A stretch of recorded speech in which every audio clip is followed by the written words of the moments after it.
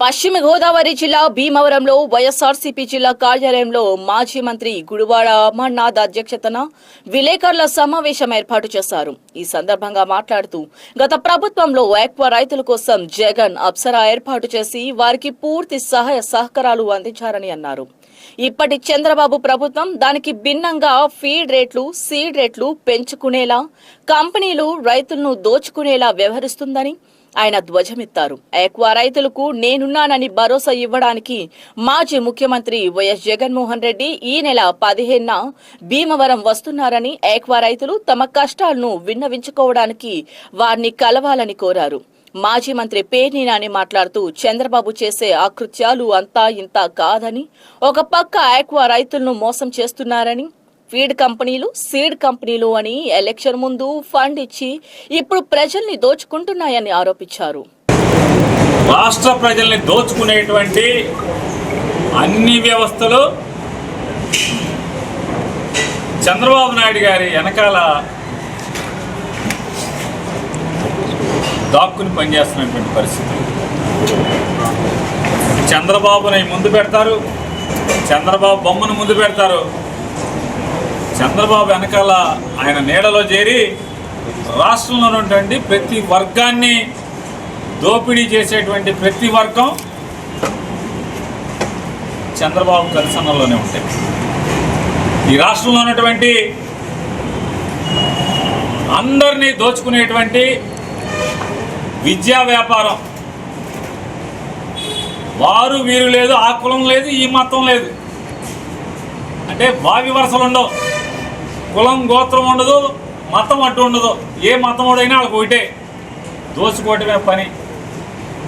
Narayana college, Chaitanya college, Bhashyam college, Bhavishya college, Vignana college, Vignana school, Narayana school, Chaitanya school, ఏ school అయినా, ఎవడైనా, బడైనా, కాలేజీ అయినా మొత్తం చంద్రబాబే. ఎలక్షన్లో చంద్రబాబు నాయుడికి పెట్టుబడి ఇస్తారు, లంచం ఇస్తారు, ఎలక్షన్ ఖర్చుల కింద వందల వేల కోట్ల రూపాయలు చంద్రబాబుకు సాయం చేస్తారు, చంద్రబాబుని గెలిపిస్తారు, చంద్రబాబుని అడ్డం పెట్టి లక్షల కోట్లు దోచుకుంటారు. చంద్రబాబు మాట్లాడడం చదువు ప్రభుత్వానికి ఏం బాధ్యత, ప్రైవేట్ది బాధ్యత అని చెప్తాడు. దోచుకోవడం మాత్రమే వీళ్ళ బాధ్యత. ఇక రెండవ దోపిడీ రంగం ఆక్వా రంగం. ఆక్వా రంగంలో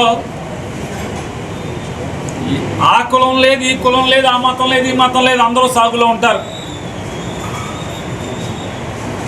ఇచ్చాపురం నుంచి తడదాకా, ఇచ్చాపురం నుంచి తడదాకా ఉన్నటువంటి తీర ప్రాంతం మొత్తం కూడా ఎన్ని సామాజిక వర్గాలు ఉన్నాయో, ఎన్ని మతాలు ఉన్నారో అందరూ కూడా రొయ్యలు, చేపల మీద ఆధారపడి బతుకుతున్నారు. ఎలక్షన్ల ముందు అవంతి, సంధ్య, దేవి, ఆ చెమ్మచెక్క, ఈ చెమ్మచెక్క, అన్ని కంపెనీలు చంద్రబాబుకి సందాలు ఇస్తారు. వారు వీరు లేదు. ఇక వాళ్ళు రొయ్యలకి, చేపలకి పనికొచ్చేటువంటి పిల్లలాళ్లే సప్లై చేస్తారు, వాళ్ళే పుట్టిస్తారు.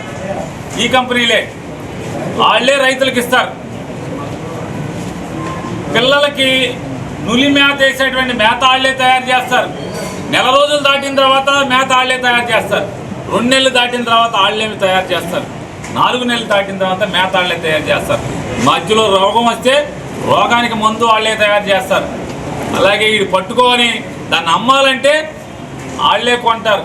మళ్ళీ అమెరికాకి పంపాలన్నా వాళ్ళే పంపుతారు. మళ్ళీ అమెరికాలో కొనాలన్నా వాళ్ళే కొంటారు. అమెరికాలోంచి కొట్లుకి వేయాలన్నా వాళ్ళే వేస్తారు. మొత్తం చంద్రబాబు బ్యాచే.